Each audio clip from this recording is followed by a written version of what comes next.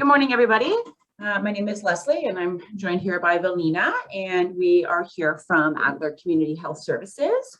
And we're so thrilled that you've joined us this morning to continue our talk about managing our emotions in the workplace. So this is sort of a part two to the talk that was given by Chad last week. And no worries if you didn't get a chance to join that one. We will be briefly reviewing what we discussed and moving forward. So we'll just jump right into it here. Oops. Okay, so I'm just going to run through a quick overview of what we're going to be chatting about today. So I am going to go over a quick review of what was discussed last week. We're then going to jump into, what's the point of managing our emotions? Why are we bringing this to the table for you as healthcare staff? We're going to talk about how to manage our emotions, the barriers that we can face when regulating our emotions, and skills to ultimately manage our emotions during times of stress or high arousal. And so that's kind of the breakdown for today. At the end, we will do a question period in our chat box if you have any questions about that. This webinar is also being recorded, so you'll be able to refer back to the slides at a future time, and your peers or coworkers who were unable to join will also be able to review. So let's go into our review here. Bill, I don't have control. You might have to move it. There we go. There we go. Okay. So let's quickly review what we talked about last week, because it was a really important foundation for moving forward this week. So last week, Chad really focused on our purpose of emotions and our understanding of our emotional experience overall. So the purpose of emotions is really threefold. So the first is communication. And the communication is really first to ourselves. So what is happening internally in our own body? We use a lot of different words for our emotional experience in English. So we have feelings, we have emotions, we have moods. Chad went over the differentiation between those components last week. Briefly, the feelings piece is the actual sensations that are happening in the body. So every emotional experience does come along with a sensation in the body or a shift in the energy in the body. Off the top of my head, the most obvious example is feelings of anxiety or worry. We can have butterflies in our tummy. That's the sensation. When we label it, we're putting the emotion word to it. So me saying I've got flutters in my belly is the sensation. Anxiety is the emotion piece. And so what's the purpose of this? So again, it's that communication piece. What is happening internally? And that's also a reflection of what's happening externally in our environment. So it's a communication piece to ourselves. We then often will demonstrate something. And so that might be a facial reaction, that might be a behavior. So there's a communication piece to others as well. We can tell when peers are sad. We can tell when peers are angry or frustrated based on their behavior or their demonstration of their emotional experience. So that's the communication to self and other. The third component is really to organize for action. And this is where the evolutionary purpose of emotions comes into play. Historically, it would have been really adaptive in terms of survival. So it organizes us to move away from threat, to take rest when we need to. It's that communicative factor coming in there again. It also just helps us cope with everyday situations. So that's really the purpose of our emotions. Chad also reviewed kind of the basic emotions that we experience, and these are pretty universal across all cultures and all people. We might have different words or emotion labels, but the feelings, the sensations, and the behaviors tend to be quite similar. So the chart that I have on this slide here is really a review from last week. And again, it goes over the basic emotions. The perception is, what's the message that it's telling you? So for example, with sadness represents a loss. It's telling you that you've lost something that was really, really important to you. That could be tangible or untangible, right? So it's just communicating that loss. And then the action urge that goes along with that is what the body wants to do. What does it want to do with that emotion? And so for the example of sadness, we can grieve or withdraw. right? So we just pull away from others. We kind of want to be more alone and just we're lower energy. We want to grieve. We talked about last week briefly as well, diffusing negative emotions, the importance of that, what happens, how it impacts our ability to make decisions. And we're going to talk a lot more about that today in a little bit more depth. And lastly, we talked about maintaining a really healthy baseline for our emotional experience. And what that means is reducing our emotional vulnerability. What can we do to make ourselves less vulnerable to unfavorable or unwanted or distressing emotions? And there was 2 skills involved there. So we talked about A, B, C, and please. So I'll just quickly review those. A is about accumulating positive emotions, and that means really doing something small every day to kind of just give you that boost of not necessarily happiness, but just kind of to keep us at our healthy baseline where we feel kind of okay, calm, cool, and collected. So an example of this personally for me would be making time for some physical activity every day. That's my little boost of feeling good. It's something small, it's short term, and it just helps me keep that baseline every day. The second component, B, is about building mastery. So that's about really kind of engaging in something that makes us happy, that we are curious about or inquisitive about, and gaining that skill set. And so that kind of happens incrementally, but it's about kind of every time that we get better at something that we're working towards, we do have an increase in self-esteem, self-confidence. And again, that's a protective factor towards more of those unwanted emotions, like feeling more irritable, more sad, more down on ourselves. So we want to build mastery in an area that we're interested in. And that is outside of work as well. So something that you have outside of your workplace. And then the C was for coping ahead. So coping ahead is a really, really powerful way that we can reduce our vulnerability to unwanted emotions. It's about really envisioning the difficult situation that we're about to enter and practicing what are the emotions that are likely to come over me and how am I likely to respond. Research shows that when we actually engage in that process and we kind of bring up the emotional experience ahead of time and we practice regulating our way through it, we tend to actually deal with the situation better when it actually arises. So that coping ahead skill can be quite useful. And then the last component is looking at a lot more biological factors. And I'll briefly review this because we have an entire slide on this further down the line. But really, it's that please skill. So that PL is really about treating physical illness. And this is going to make a lot of sense to you as healthcare workers, but it's about taking your prescribed medications as prescribed in order to maintain that baseline. And that goes for both physical and mental health concerns. The E is about balanced eating. Again, we'll get into this a little bit more, but I can appreciate that that's a little challenging, especially during the healthcare crisis right now and being understaffed and making time for that during the workday. But giving ourselves those healthy nutrients throughout the day also maintains a healthy baseline. A is about avoiding mood altering substances. So, that's when the idea of, going out drinking and then having a hangover and trying to do our job is a lot more complicated because we are more prone to that irritability, that frustration, and that anger. S is about sleep. My goodness, I know how challenging it is to get a good night's sleep, especially right now and working in healthcare. But yes, balanced sleep absolutely sets us up for a healthy baseline for dealing with more difficult emotions. And then the E is exercise. Exercise brings all those natural endorphins. And again, that can be a really great combative factor to dealing with more unwanted emotions, about keeping a nice, healthy baseline. So that's really what last week really looked at, was about what can we do to kind of keep us at that healthy baseline. And that's not to say that unwanted or distressing emotions won't overcome you, but we're able to deal with them better in a more constructive way when we are at that healthy baseline. All right, move on. Over to me. Okay. Oh, let me admit someone into the room. Okay, so today we will be talking about dealing with or managing your emotions. So why should we manage our emotions? Like, how does that help? What can we get out of it? So here I have 2 questions, I think, for us to kind of mull over and think about, right? What consequences have you experienced from being unable to manage your emotions? You can bring up a scenario that happened at work or at home. For here, you can bring up a scenario in the workplace where maybe you got really angry or frustrated or sad and you were unable to contain your emotions in the moment. What happened? What were the consequences?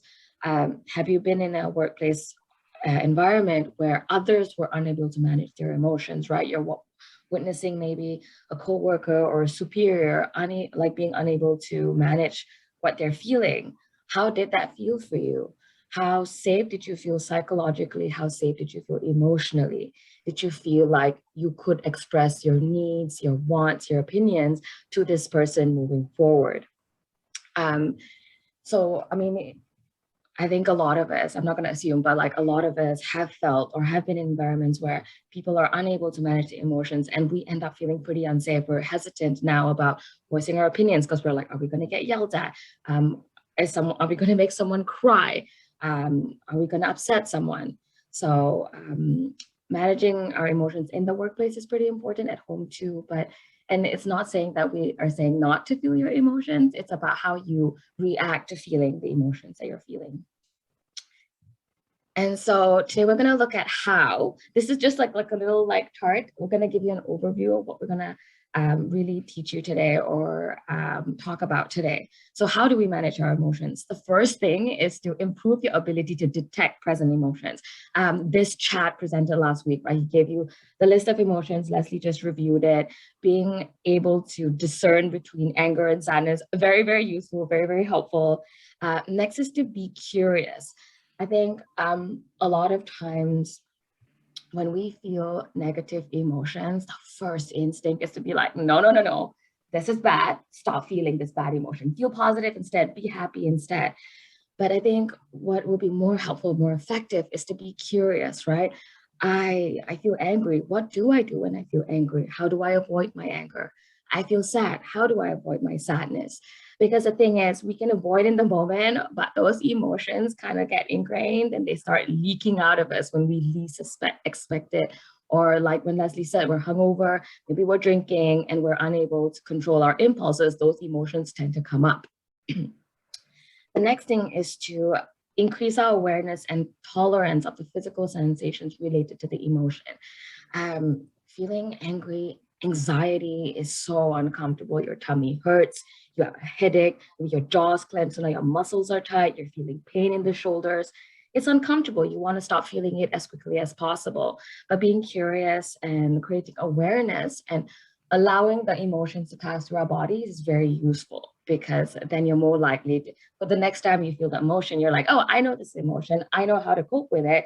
And it's less likely to cause anxiety when you're feeling the emotion.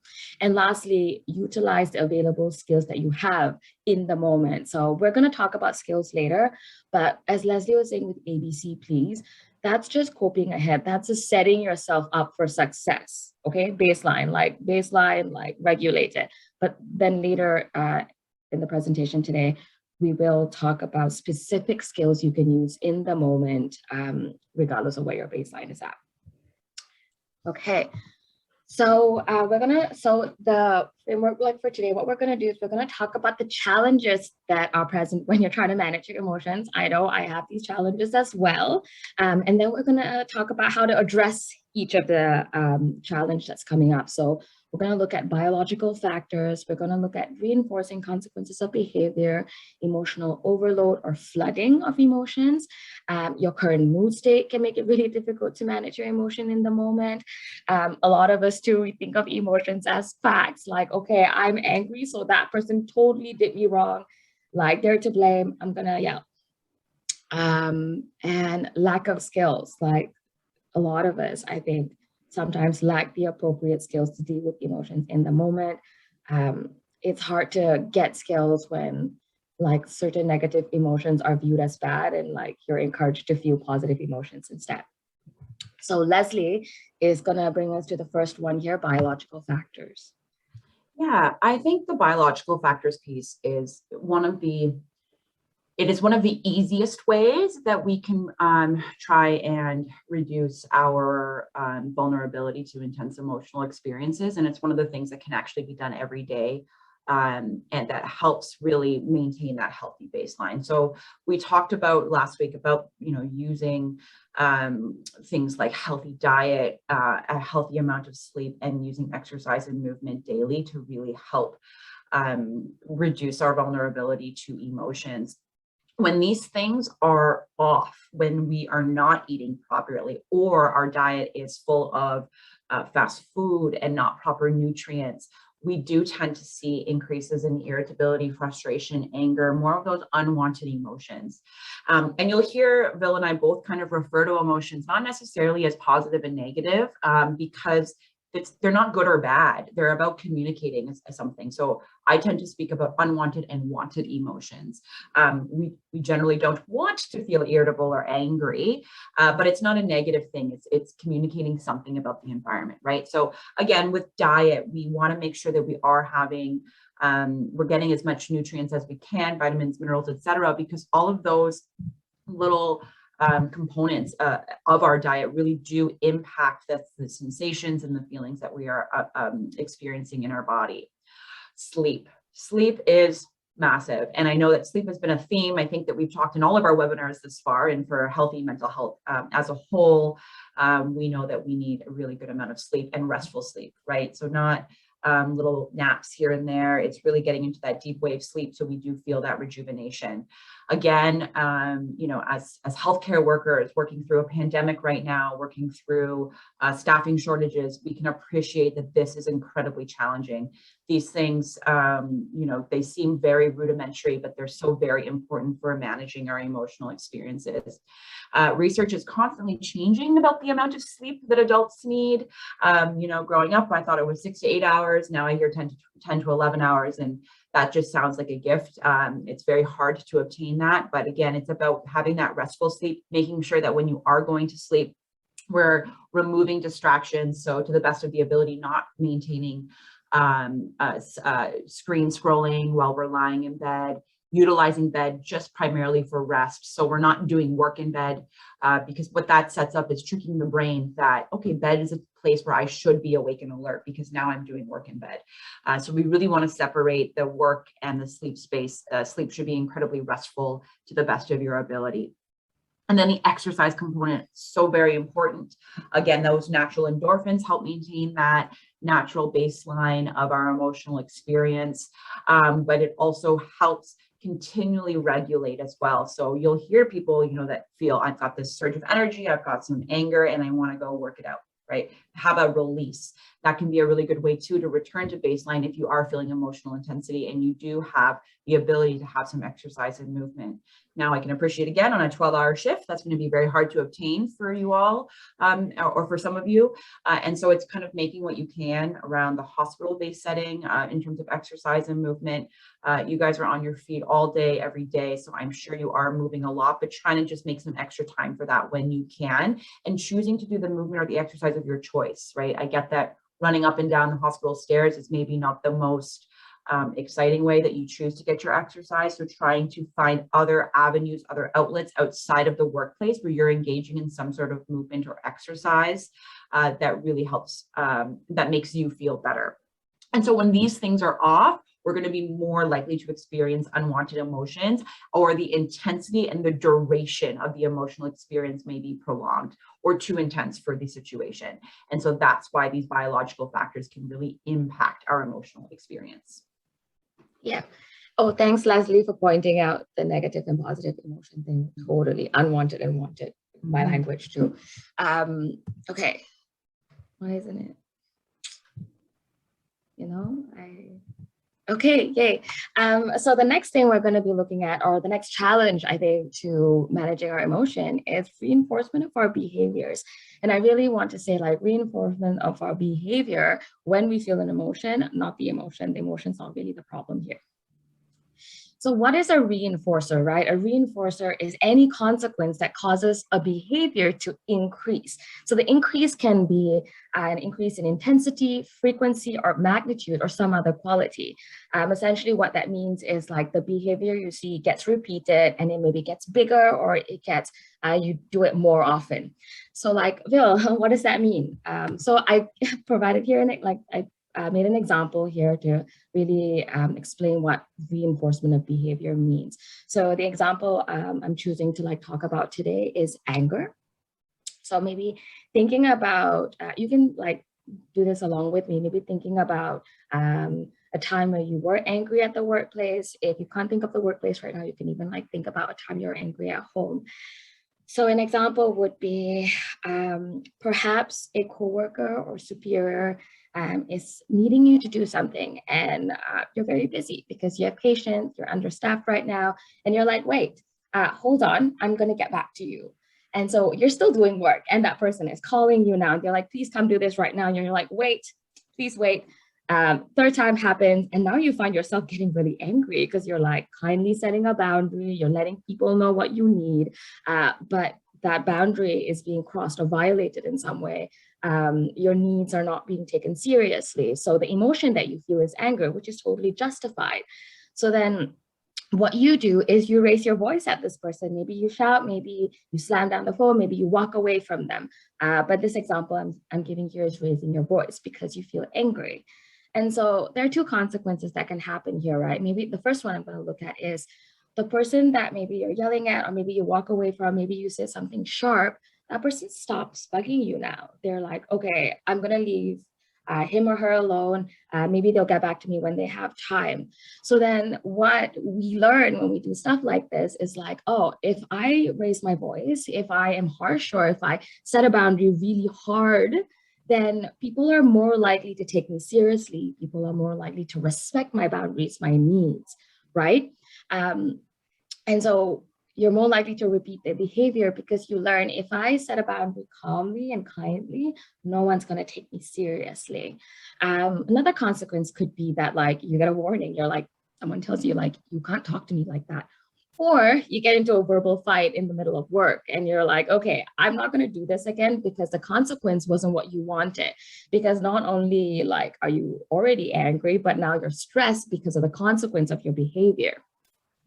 And so this can like relate to so many situations at home, like maybe, maybe you feel shame because you said something. And when we feel shame, our behavior is like, the thing we want to do is hide. And so when you hide, you don't have to face whatever made you feel ashamed. You feel better, you're going to repeat that behavior. So in terms of this, right, I recognize how difficult it is to break that pattern of like, when you behave a certain way and you get the consequence that you want, it is so difficult to not behave the same way again, because it's the fast route, right? Like you want something, you behave a certain way and you get what you want.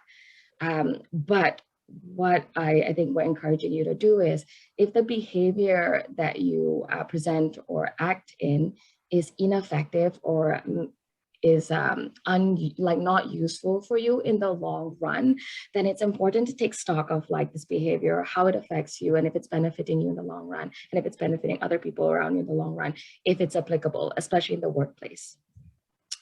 And then next, Leslie is going to talk about emotional overload. Yeah, so when we are flooded with emotions, this is another reason why we can have difficulty with emotion regulation. So I really loved this Google image, although I have to comment on the spelling error in high because it drives me nuts. But what we're seeing here though, right, is when we kind of hit, when we get to that max zone of stress, we reach a skills breakdown point. We're actually unable to utilize any skills because our brain is just overloaded and the sensations and the feelings in our body are just taking over. And so we just don't know what to do. We often feel like a frozen, stuck kind of experience. This often occurs in high stress environments requiring acute responses. So again, hospital-based setting is a setting where this is more likely to happen than other workplaces. And really this is because there is high emotions in this environment. There are high emotions in terms of the emotional labor you're doing as healthcare providers. So you are caring for others that are sick. There is an emotional response to that. As much as we try and shut that off, we are not robots. The human experience is the experience of feeling. And so there is an emotional connection there, whether or not we attend to it. There's also high emotions with regards to your coworkers and also with management, right? So there's different levels of these emotional experiences at work, and they come in different social contexts. But when we are overloaded with the emotions, it can be very conflicting in the body because there's just too much happening at once. And so what happens is When there's too much happening at once, you actually can't attend to what the gut feeling is because you can't identify it. And so at that point, that's where we reach the skills breakdown. What do we do? I feel like I'm totally stuck. And this is one of the reasons why it can be really hard to actually start managing and modulating that emotional experience. So this factor, I think, is a really important one to consider. In particular with regards to the environment that you all are working in, because this is likely one that is very much contributing to difficulties managing emotions in the workplace. There are just emotions happening everywhere in a hospital-based setting. And that includes, like I said, with your patients, family members of patients, and then between yourselves as coworkers and management. So we're going to start moving into now, talking about how do we overcome this emotional overload when it feels like it's flooding us. Go to the next one there, Bill. Okay, perfect. Okay, so the last piece here is the current mood state. So our current mood, our current emotional stance can actually determine how we're acting. And so we think of the mind in 3 different ways from a psychological or therapeutic perspective. And so we've got emotion mind, rational mind, and wise mind. I'm going to take us through all of these. So let's look at the right side of this diagram here. This is the emotional mind. So our emotion mind is primitive. It is there from our reptilian part of our brain, and we're going to look at the components of the brain shortly, actually. But it is a very primitive part of our brain. It is reactive, it is impulsive, and it's developed that way for survival, right? So that's one of the reasons why we have our emotional mind. That's that right side of the diagram there. So you'll see things like some of the words there, passionate, creative, but we also have unpredictable, right? We don't know what's going to come next. Spontaneous, it floods us. That emotion takes over and we're unable to actually think rationally or logically about how we want to proceed. That left side of the diagram there is what we call our rational mind. This is very logical, it's very reason-based, it's very fact-based. So here we're just using reason and logic to engage in our decision-making process. We're not actually attending to the emotional component. And so, well, that seems like it has a lot of pluses. It can also come with some negatives as well. And so really what we want to encourage you all is to enter what we call the wise mind. And the wise mind is really a synthesis between the logic mind, so that facts, that reason, that ability to kind of analyze and see the situation, but also with our emotions. So we want to acknowledge the emotional experience. We don't want to invalidate the emotional experience, but we also want to start incorporating some of the reasoning and logic based on the cues from our environment in order to walk that middle path, which is what we call the wise mind. So that's where we're confidently using all of the information that's being provided to us, both from the external cues of the environment, the facts of the situation, and our internal emotional experience. Regulating emotions takes a lot of effort. It takes a lot of cognitive effort, a lot of reason, a lot of logic. And so that's really hard to do when we're only in our emotion mind. And you can go to the next one there, Bill. Perfect. So this is a wonderful hand model, courtesy of Dan Siegel. We often use this therapeutically to illustrate the emotion mind and the rational mind connection. So I'm going to start with the right hand diagram there with the fist closed. So this is, picture your fist as your brain, and then the hands over the thumb there really is that prefrontal cortex, that cerebral cortex, our thinking part of our brain, right? So that's kind of our more rational area. This is our rational brain, our rational mind. When we enter into high arousal or an emotionally stimulating situation where the emotion becomes overloaded or too intense, we flip our lid, right? So there goes all the thinking in the rational mind, and we kind of go down into working predominantly off of that limbic system. So really that deep part of our brain, the amygdala, the hippocampus there, really that primitive piece of the brain, that reptilian brain takes over, and it kind of goes into survival mode. It's more impulsive, it's more reactive, and it's not considering sort of the facts of the situation. So when we enter into wise mind, we're actually strengthening the connection between that limbic system and that prefrontal cortex. And so that's allowing us to make the most rational, healthy decision in order to engage in problem solving or engage in emotional regulation that actually best serves the situation. When we flip our lid, we are unable to make as good decisions because that prefrontal cortex is not communicating to that limbic system. So we want to try and flip our lid back down so that we have that healthy connection between that prefrontal cortex, that rational decision-making area of our brain, with the emotional, more reptilian part of our brain that is more impulsive. From there, we can really enter that wise mind to make our best decision moving forward. Mm-hmm. And the next thing with managing our emotions is, I think, the belief that emotions are facts. So I got this from the DBT, Dialectical Behavior Therapy Skills book.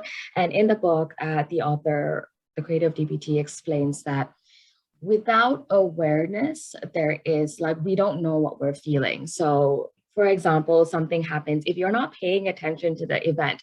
So maybe someone's yelling at you, but you have your earphones in and you're listening to this webinar, then you don't know they're yelling at you. You have no awareness of the event. You're less likely to be angry because you have no idea what's going on.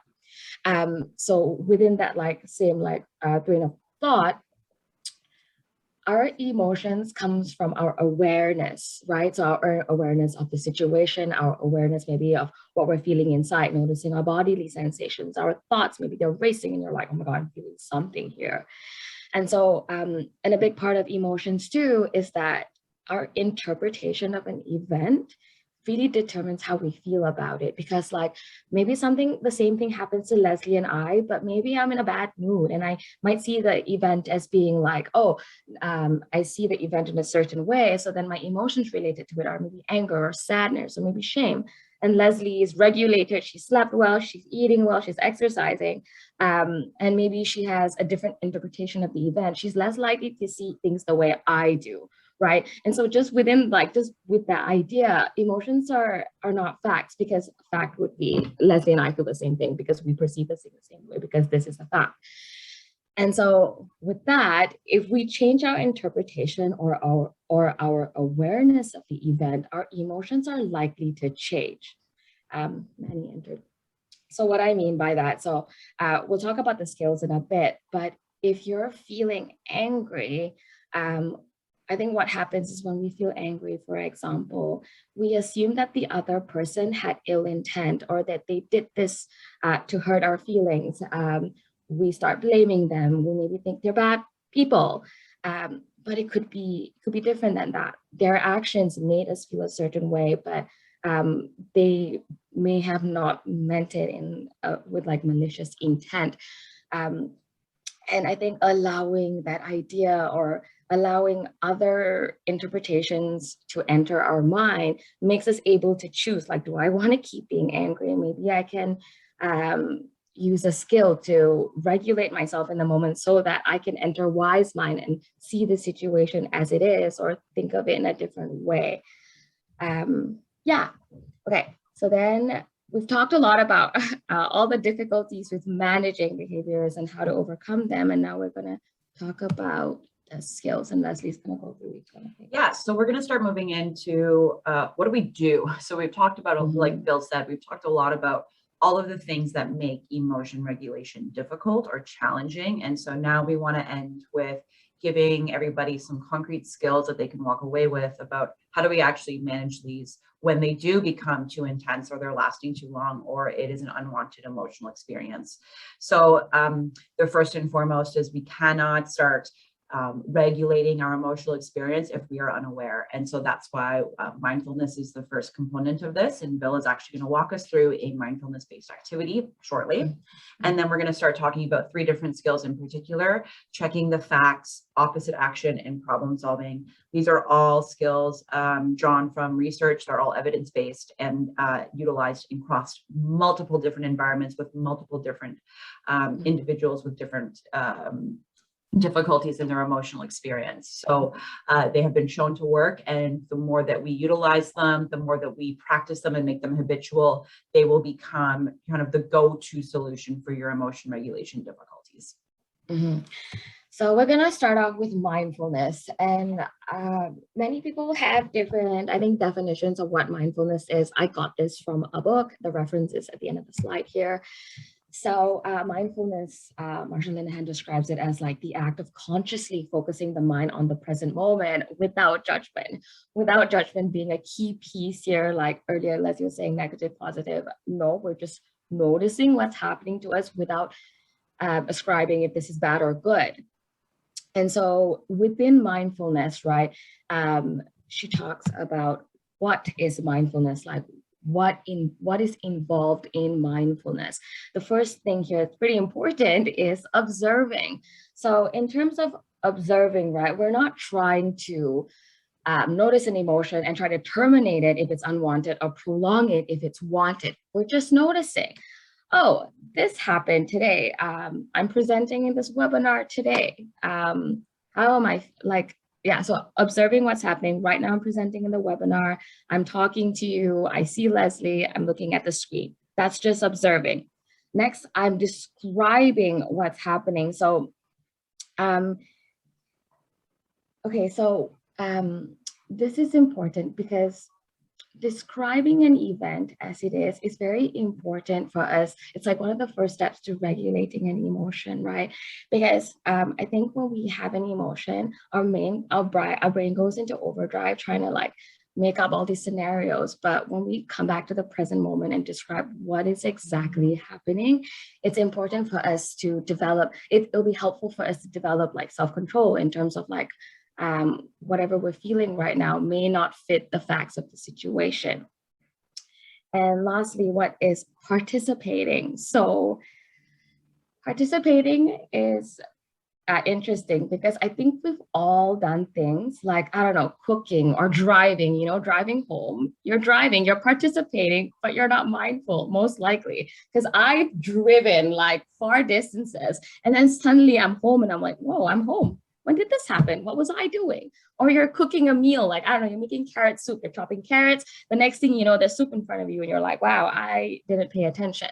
So mindfulness is like, yeah, you're participating, but mindfully, like I'm chopping carrots, I'm boiling the carrots, I'm roasting the carrots. It's very different than just doing things and then like, oh, things have happened now. I don't know where I was. So how do we practice mindfulness, right? So Marsha or like BBT looks at these three things. And one of the first thing is non-judgmentally. It is so tempting to start judging things when we feel them, like anger, bad, not good. From my experiences, this is a bad emotion. Or like happy is great. I want to keep feeling happy. But taking a non-judgmental stance can help you regulate in the moment because you're just observing, oh, I'm feeling angry because what's happening in my body. Oh, my heart is racing. My fists are clenched. My jaw is clenching. I feel hot in my face. Just noticing. Next thing is do it one mindfully. So, I mean, how many times have we done a task and have three other things writing? I'm bad for this. I'd watch a TV show I love and then have my phone in front of me and I'll be on Instagram and I'll be talking to people next to me. I'll be doing three different things. And so then I'm like, when someone asks me about the show, I'm like, I don't really remember because I wasn't paying attention. And so mindfulness really is important because it can help us practice things one mindfully. So our attention is there, our body is there, we're present and effectively. So effectively, I like effectively a lot because I think a lot of times when we're in situations, for example, maybe someone makes you angry, right? And what you want to do is put them in their place or bring up another time they made you angry and be like, listen, I'm right. But what would be effective, right? Effective can be so different than what you want to do or what is the right thing to do or what like emotion mind wants you to do. Effective can be like, what's going to serve me in the long run? How can I talk to this person so our communication improves? So these are like one of the main things when you're practicing mindfulness is thinking about, if I act right now, will it be effective for me, right? Will it be useful? And so let's say you're in a situation feelings start bubbling up, right? And suddenly you start feeling super judgmental. You're wondering where you're thinking about all the other times you felt this emotion. You're thinking about what you're going to do after to soothe. You're thinking about all the other times this person has made you angry or sad or ashamed. Come back to the present moment. Come back to your body. I'm feeling this. This is what's happening right now. I'm noticing my heart's beating fast, or I'm noticing that shame is coming up for me because this happened. This is going to help you stay in the moment so that you can act effectively in the moment. And what if you start ineffectively judging your experience? That's why we put together some skills for you that may help, because, you know, if you're judging your experience, you're finding yourself unable to control what's happening for you, these skills can be very useful. Like Leslie said, so many people have used them. So many people have found them useful. But before we do that, I'm going to run us through a mindfulness activity. I'm not going to do it. I think Leslie's going to do it, just like because we're going to do it together. We're going to do progressive muscle relaxation today. So for this, find a comfortable seat. If you want, you can lie down on the floor, because like I can't see you, it doesn't really matter anyway. You can stand up if you prefer. You can keep your eyes closed. You can keep them half closed. You can keep them open. That doesn't matter to me. So before we start this activity, though, we're going to take 3 full breaths just to get ourselves in a state of relaxation, or like we're ready for this, okay? And we're going to take big belly breath. I'm going to count us through this. We're going to take an inhale of 4, 3, 2, 1, and we're going to exhale for 7, 6, 5, 4, 3, 2, 1. Beautiful. We're inhaling for 4, 3, 2, 1, and we're exhaling for 7, 6, 5, 4, 3, 2, 1. Last one here, inhaling for 4, 3, 2, 1, and then we're exhaling for 7, 6, 5, 4, 3, 2, 1. Keeping your eyes closed or open, here's up to you. While you're in this state, start paying attention to the body, just noticing where you're at, maybe letting your body be heavy in your seat, letting your shoulders relax slightly. And we're going to start here. We're going to bring our attention to your toes, okay? So now I want you to curl your toes as hard as possible, creating tension there. Squeeze your toes as hard as possible, and then release. Noticing what it feels like to release. Now, bringing attention to your feet, flexing the feet here, okay? So flexing is easy, pointing the toes towards you, towards your head, flexing the feet here. Noticing the tension, tense, tense, tense, and then release. Noticing what it feels like when you release the tension in the feet. Now, bringing attention to your calves. So squeezing the calves here, engaging them, tightening them as you would if you were, I don't know, running somewhere, tensing them, and then release. Really paying attention to what that relief feels like, what that release feels like. Inhaling in, exhale. Bringing attention to the knees. Maybe you can hyper extend the legs here so you can lock the knees, feeling the tension in the knees here, noticing what that tension feels like, and then release. Beautiful. Bringing attention to the quads, so squeezing the quads here, squeezing the inner thighs together, engaging the quads, noticing what this tension feels like in your legs, and then release. Sitting in this relief and release for a moment, paying attention to what it feels like when your quads release. Now we're going to bring our attention to our hamstrings and glutes. So squeeze your glutes, okay? So hard that maybe your bum comes off the chair a little bit because you're squeezing so hard. You're engaged here, noticing what that feels like in your body. Maybe you start shaking a little bit too. Maybe you're sweating a little bit. And then release. Noticing what it feels like to let your bum just be heavy, sink into the chair, ground into the chair. Really appreciating this release and relief.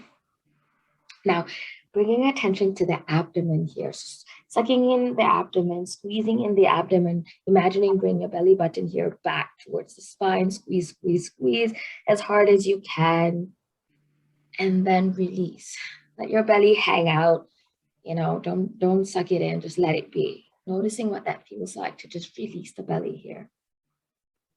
And then we're gonna bring our attention here to our hands, okay? So we're gonna make fists with our hands here, make fists here, curl fingers in, make big, tight fists, squeeze. This is what happens to you when you're angry. Squeeze the fist here and then release. Make it a point to release. Stretch the fingers out. What's that like? Notice what the relief feels like. And then bringing attention to the forearms here. So flexing the wrist a little bit to tense the forearms. Tensing the forearms, noticing, squeezing them, and then release. What does that release feel like? We're almost done here. Bringing our attention to the biceps. Squeeze your biceps here, you're flexing, okay? Breathing the biceps, feeling the tension in the upper arms here, and then release. Now we're gonna bring our attention to the shoulders, okay? Oh my God, we hold so much tension here. So now I want you to bring the shoulders up to the ears, really exaggerating this like tension that we have. So many of us, I think shoulders are always up towards the ears. Squeeze, squeeze, squeeze, noticing the neck feeling like tense here, noticing what is happening in the shoulders, and then release. Pull the shoulders away from the ears and back, nice long neck here. How does it feel when you release the shoulders away from the neck, when you pull it back? Do you feel lighter? Do you feel like your neck is longer? Just noticing. Now I want us to clench our jaw. The way you would when you're angry, clenching the jaw. You're biting your tongue. You don't want to say something. Clench your jaw. Clench, clench, clench. And then release. Maybe let your jaw go slack. Release the tongue from the roof of your mouth. Noticing what that relief feels like on the jaw. How often are we clenching our jaw? Last one here. Squeeze the space between the eyebrows together. So squeeze your eyebrows together. You're really squeezing the area of the face. Like that happens when you're probably stressed. Squeeze, squeeze, squeeze, and then release. Pull the eyebrows away from each other as best as you can and noticing what you feel. And now to finish this exercise, we're gonna squeeze everything all together, okay?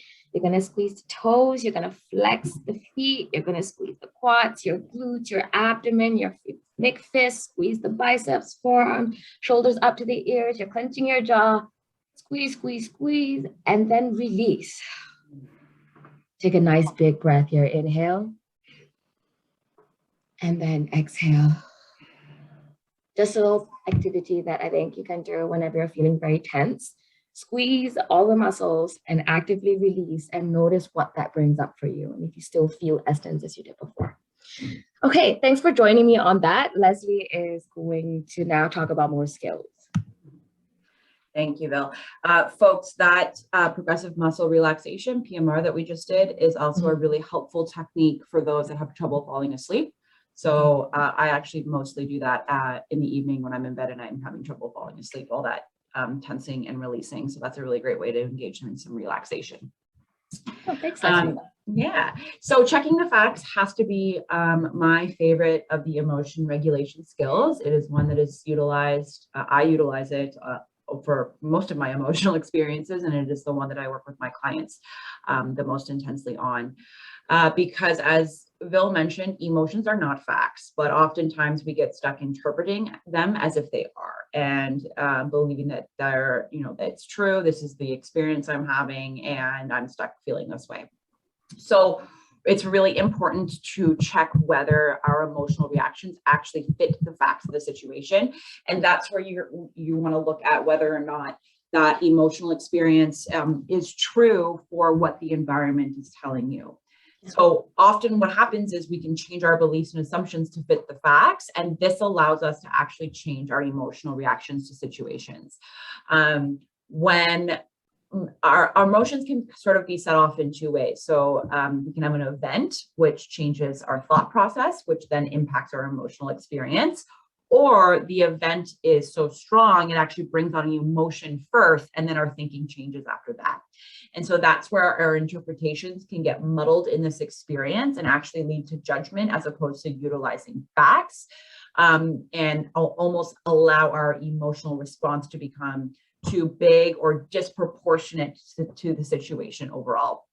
So on our next slide, Bill can switch over to that, we will look at the actual steps involved in checking the facts. So the chart you see on the right side actually comes directly from Marshall Linehan's text. And so it's really just a quick overview of emotions that do fit the facts. So again, it's running through the emotional experiences and situations that would provoke that emotion. So for example, with fear, when there is a threat to your life or of someone you care about, fear is an appropriate emotion to experience. Anger, an important goal is being blocked, or desired activity is interrupted or prevented, or your expectations are not met. That's an appropriate situation to feel anger. Disgust comes from that word gustatory. So that actually comes from a really sort of prehistoric view of the human species where traditionally when we were hunters and gatherers and we would be eating different berries, etc., that we'd find, we would have a disgust reaction to something that was poisonous. So it really was an evolutionary development to keep us safe. So really it's about when something that you come in contact with could poison or contaminate you, or somebody whom you deeply dislike is touching you or something you care about. It's about not wanting that thing around. Envy is about somebody else who has something that you want, that you are envious of. Jealousy is more about a relationship. So it's about when an important or a desired relationship is threatened, then that's when we feel jealousy. Jealousy and envy often get interchanged, but they have different meanings. Love, right? So love is when we actually start to feel better about ourselves. We want to be closer to that thing, person, object. Overall, and when we feel love, it means that we're actually also increasing our own chances of attaining our goals. So that's when love is appropriate. Sadness represents loss, as we talked about. Shame and guilt are the other two emotions that I find get interchanged in terms of labeling by clients that I work with. So it's really important to differentiate them. Guilt is about an action. So it's about your behavior. So it's when your behavior violates your values. It's when you've done something bad. Guilt is an appropriate reaction.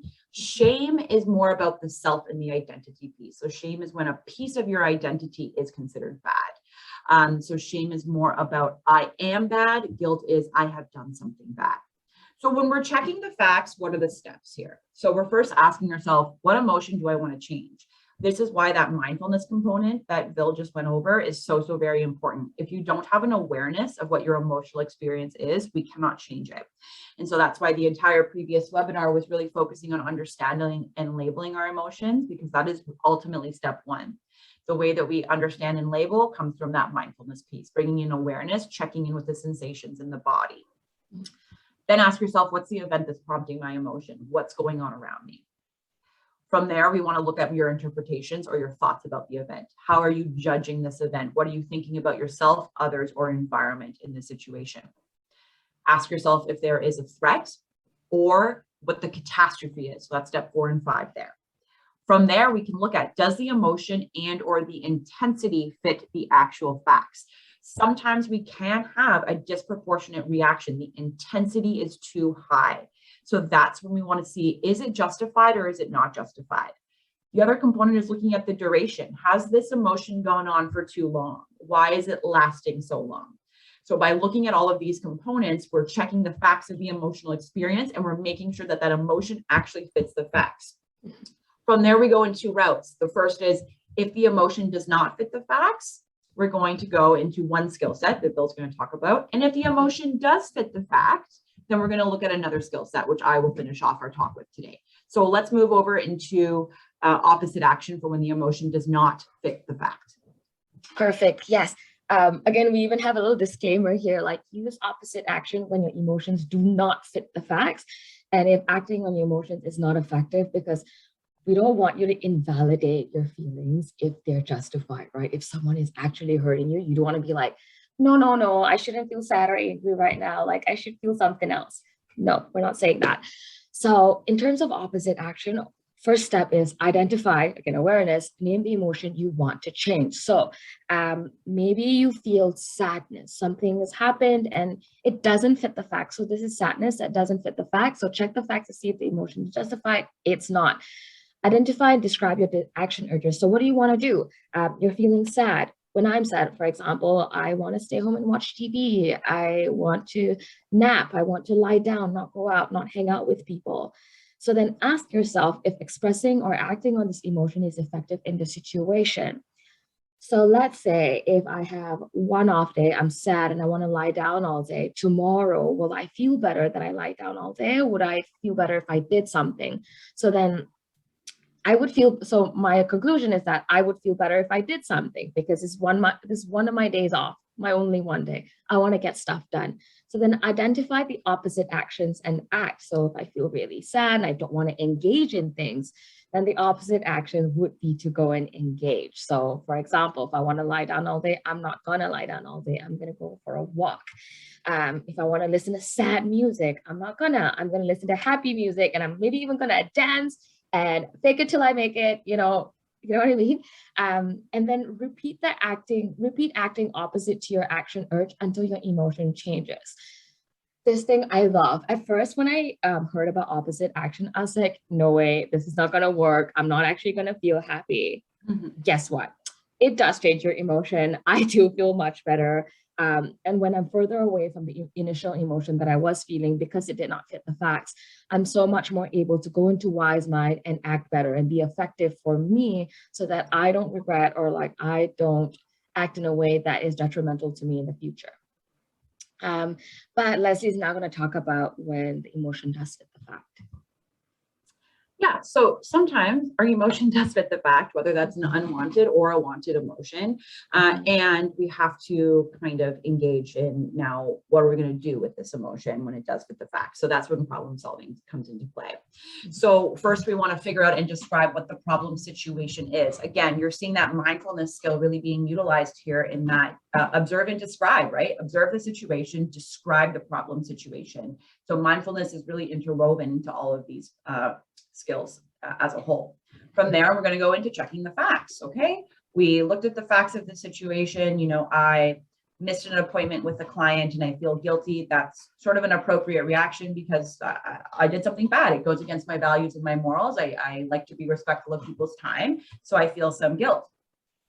Now I have to identify my goal in solving the problem. Well, usually with guilt, the action urge is to make something better. So what needs to happen for me to be okay? I need to make up for the fact that I've missed a client's appointment. And how am I going to do this? I can brainstorm lots of solutions here. That's the next piece. When we say brainstorm solutions, we mean every possible solution that you can think of, no matter how outlandish they may be. Right? So one of the solutions for my example could be, maybe I quit my job and I just never have to acknowledge it again. That's a solution, but it's not a great solution, right? So it's about just brainstorming all of my solution. From there, I go to step 5. Choose a solution that actually fits the goal. Well, the goal is making it up to my client. So quitting my job is really not going to fit my goal overall, but maybe offering different times, trying to make a slot during the week, doing something that would make me obtain my goal of making this up to my client. I want to choose a solution that likely fits the goal and is likely to work. Pros and cons lists here are amazing strategies to use for comparing your solutions. It can be very helpful to actually see it laid out on paper or on your notepad on your phone to see the different pros and cons. That can help you make a decision for your solution. Now we want to put the solution to action. Let's try it. So let me see what I can do. Let me put the one that I've chosen into action. The next component is evaluating the results if I'm using the solution. If it worked, yahoo, I'm done. I can continue on. I've problem solved. If not, let me go back to step 5 from that list of solutions that I've laid out and see if I can employ a different one. Let me see if I can choose a new solution to still bring a solution to the problem that I'm experiencing. So problem solving is really what we want to do when the emotion does fit the facts of the situation and we need to get to a solution for something to happen for me to be okay. This is the route that we want to go. So opposite action, just to reiterate, is when the facts do not fit the situation. Problem solving is when the facts do fit the situation. And when we're checking the facts, we're using that mindfulness piece. That's what's engaging that wise mind component. So we're looking at the rational, the logic, the facts of the situation. We're acknowledging our emotional experiences, and then we're coming to that middle ground of our wise mind in deciding how we want to proceed. So these are the skills that we encourage you to use in your day-to-day lives, not just at the hospital, but outside of the hospital for when you're experiencing unwanted emotions, or the intensity of the emotion that you're experiencing feels too high, you feel too much arousal. These are the skills that you want to be utilizing at that time. Perfect. So I think let me go to